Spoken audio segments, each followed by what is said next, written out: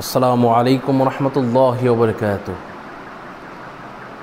আপনাকে আল্লাহ পাক রব্বুল আলামিন রিজিক বাড়িয়ে দিবেন কোন আমল করলে।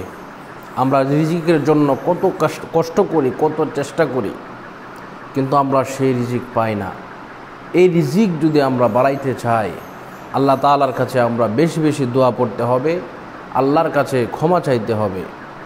এবং একটি আমল আছে, এই আমলটি যদি আপনি করেন তাহলে সেই রিজিকের ফয়সালা মহান রব্বুল আলামিন আপনাকে করে দেবেন। সুবহানাল্লাহ।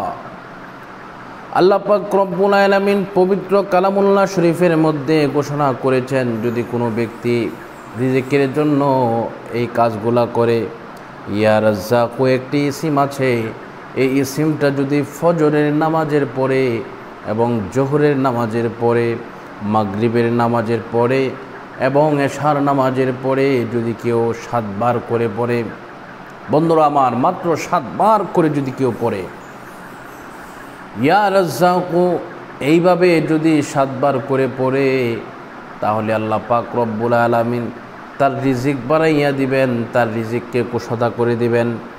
তাকে এমনভাবে আল্লাহ পাক আসমানি রিজিক দান করবেন, সে কল্পনাও করতে পারবে না সে কিভাবে আল্লাহ তাআলার তরফ থেকে রিজিক পাচ্ছে। সুবহানাল্লাহ।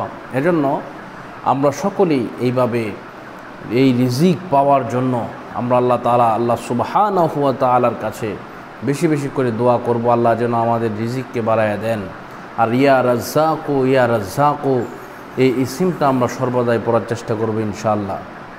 তবে আরেকটি কথা বলি, আপনারা যদি এই আমলের পাশাপাশি এই আমলটি করেন তাহলেও কিন্তু আপনার রিজিক বেড়ে যাবে।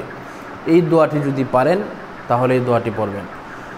রব্বানা ইন্নানা সামি'না মুনাদিয়ান ইউনাদি লিল ঈমানি আন আমিনু বিরাব্বিকুম ফাআমান্না রব্বানা ফাগফির লানা যুনুবানা ওয়া কাফির আন্না সাইয়্যাতিনা ওয়া তাওয়াফফানা মা'আল আবরার। এইভাবে যদি পড়েন, এই কারণেও কিন্তু আল্লাহ পাক আপনার আমার রিজিককে বাড়াইয়া দিবেন, রিজিক কুশদা করে দিবেন এই দোয়াগুলো পাঠ করলে ইনশাআল্লাহ।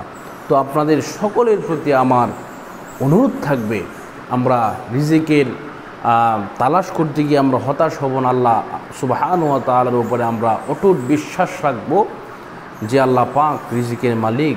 বান্দা বানানোর আগে আল্লাহ পাক রিজিককে বানিয়েছেন, পাঠিয়েছেন। সুবহানাল্লাহ। আজকের মতো এই পর্যন্তই। সকলের সুস্বাস্থ্য দীর্ঘায়ু কামনা করছি। আসসালামু আলাইকুম রহমতুল্লাহি ওয়া বারাকাতুহু।